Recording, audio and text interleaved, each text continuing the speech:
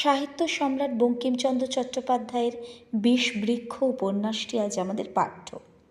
এই উপন্যাসে আমরা বেশ কয়েকটি চরিত্র পাই: নগেন্দ্র, সূর্যমুখী, কুন্দনন্দিনী, দেবেন্দ্র, হীরা এবং আরও অন্যান্য উপন্যাসের মতো এখানেও অনেক চরিত্র রয়েছে।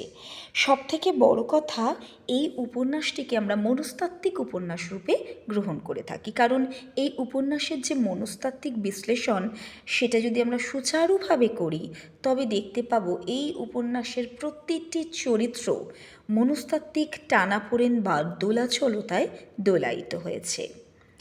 এই উপন্যাসের মধ্যে একদিকে রয়েছে দেবেন্দ্র হীরা কাহিনী, আর একদিকে সূর্যমুখী এবং নগেন্দ্র।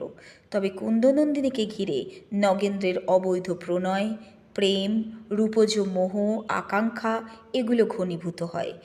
সূর্যমুখী শেষ পর্যন্ত যখন বুঝতে পেরেছিল যে নগেন্দ্র এখানে সূর্যমুখীর থেকেও কুন্দনন্দিনীর প্রতি বেশি আকৃষ্ট, শেষ পর্যন্ত সূর্যমুখী কিন্তু নিজের স্বামীর সাথে কুন্দের বিয়ে দিয়ে সংসার ত্যাগী হয়েছিল।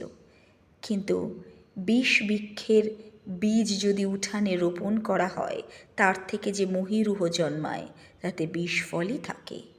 যে বিষফলের প্রভাব কুন্দনন্দিনীকে আত্মঘাতী হওয়া থেকে বাঁচাতে পারেনি।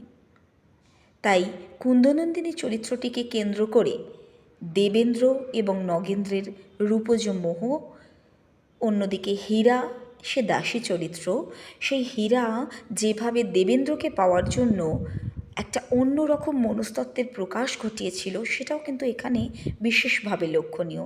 যাই হোক, সব মিলিয়ে মনস্তাত্ত্বিক টানাপোড়েন বা দোলাচলতার এক অপূর্ব সুচারু নিদর্শন বিষবৃক্ষ উপন্যাস।